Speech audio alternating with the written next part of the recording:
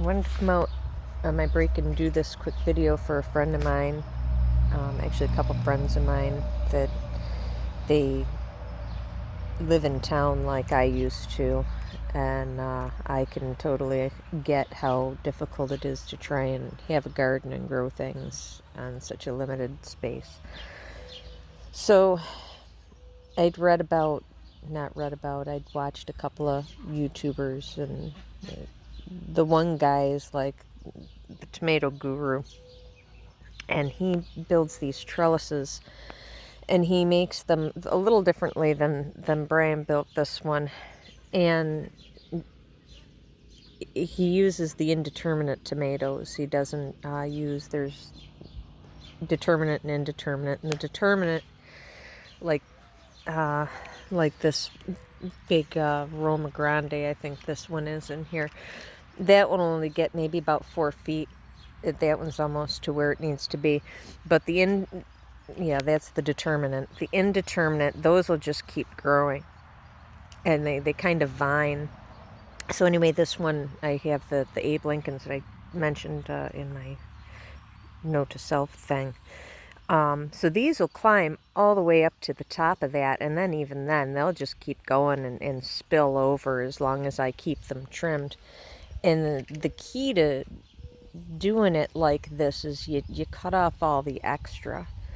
As long as you're trimming off all these extra leaves and things down here, so like you've got all these suckers here, and you trim all these off because they really don't need them. You leave some on the top. So now this is kind of on the main stem here, and it's getting flowers, so we'll leave that. But we can trim all this stuff right out of here. We don't need it.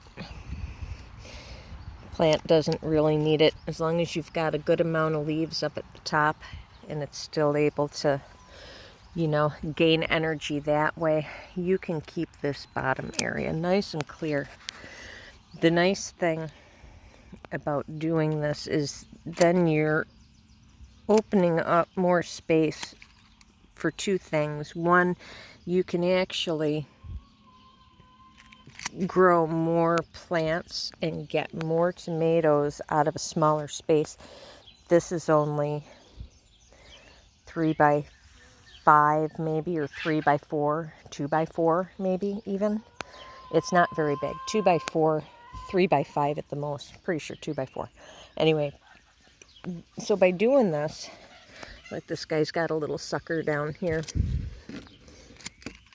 By doing that, then you can go ahead and you've got all of this space down here that you can use for intercropping.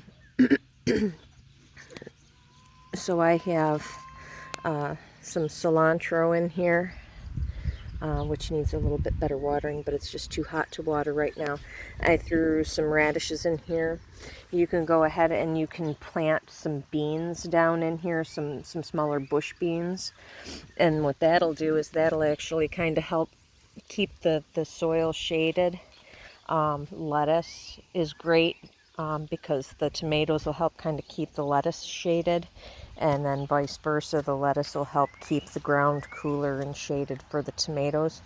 But you get all that airspace, and you've just got this one little, 2 by 4, 3 by 5 area. And I think I've got 2, 4, 6 or 8.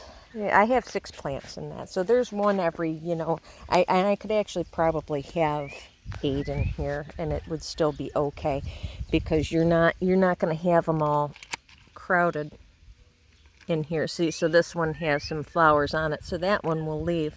But like these little ones here, you can just clip them right off, and it doesn't hurt the plant at all, and it just gives you more space. Now see how you got all that sun in there, and then you can just grow so many more things in such a small space. And the other thing you can do, like I have this one, and I want to build one over here. I already clipped this one, but I have cucumbers growing in here. And you can take and put cucumbers and tomatoes together. They work really well together, apparently. I've never grown them together, but I hear that they do. But so see, these, I mean, these have, I only just put these in here. They've been in here about a month and a half. These are the weirdest tomatoes I've ever seen. I don't know if you can see that. These are mushroom basket. But, you know, you have all this extra space. So I have cucumbers growing out here. Now I can let the cucumbers sprawl out, or they can climb up. Either way, it's fine. If you wanted to do them, those I'll probably let sprawl out because I probably won't have time to build another trellis. But with this one, I could, if I wanted to, I could put, you know, a cucumber plant on each corner of this here and build an extra little, you know, hook or something and run a string down for that cucumber to grow up one on each corner, or some other sort of, you know, vining plant that you might want. You know, you can do whatever, but it really helps maximize your space. I even thought that I would take and if I didn't do that, I would put hangers on here for my tools, because I mean, my tools are always, you know, leaning up against the fence somewhere. So, you know, that's another good use for space saving, you know, is you can put hangers on here for your tools and things.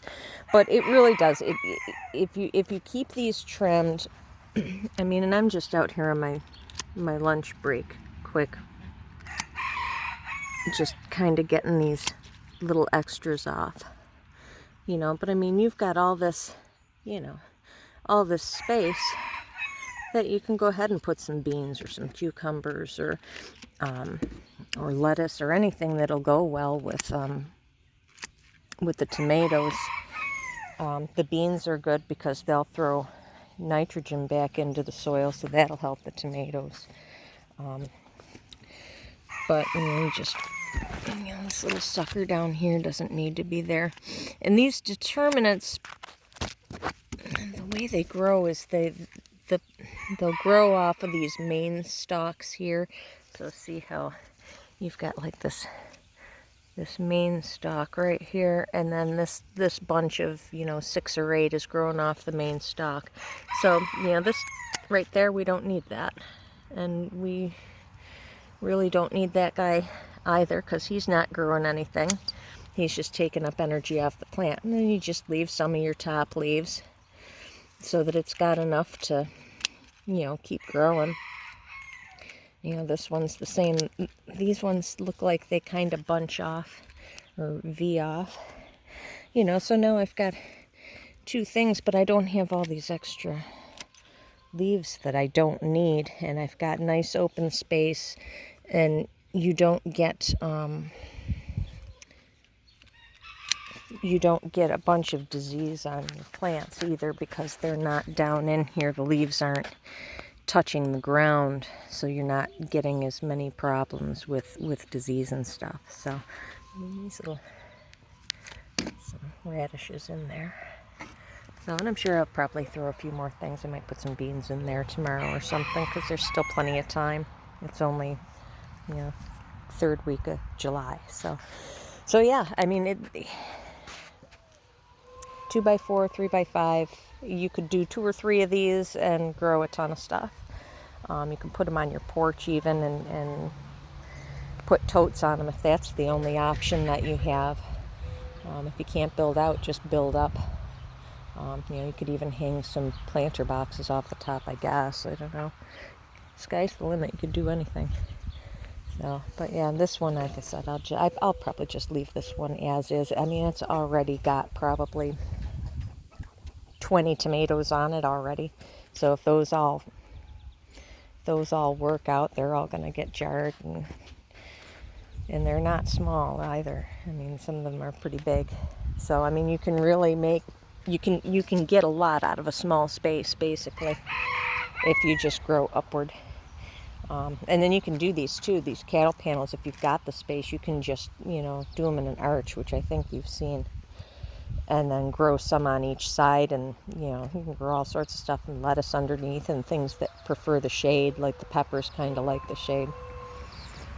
you know, and that'll only take up like a 4 by, I want to say it's like a 4 by 8 space, 4.5 by 8 space it'll take up. And then you can still grow all these tomatoes, plus, you know, a bunch of other things too. So, but that's what I do with these. I just trim them, and that's what the guy said. And this is actually the first time I've ever done this. So it's, you know, like, see, that one's kind of small, so that little mater there. So I'll get some of these off. The other good thing too, actually, about doing this is you can take these clippings here. If you do this early enough season, these look a little pathetic right now because it's been so hot. I had to move them off of the thing here. But these are actually clippings off of, I think the mushroom plants there. And I rooted them. They started rooting really good, and they got a little wilted out here, so I'm keeping them in the cup a little longer. And these ones are actually clippings from that Abe Lincoln. I mean, and they're already, I just put them in the dirt last week, a couple days ago, I think. And they're already starting to get flowers. I may pinch those off and let the plants grow a little bit more, but those will still have plenty of time to get to October and set fruit. So, you know, in pruning your indeterminates this way, you can multiply your yield if you have a place to stick those. And you can even just, you know, pot them and stick them right back in here, because I mean, I have room to I could still stick another one in. I got this guy, I don't know where he came from, but he's just sort of there. You know, you can always stick them in between if you've got more room, and they can just grow up in between these guys. You know, I probably could have stuck a couple of them in here actually, and not had a problem with space. Which I may actually do. So, yeah, so that's it. Give it a try.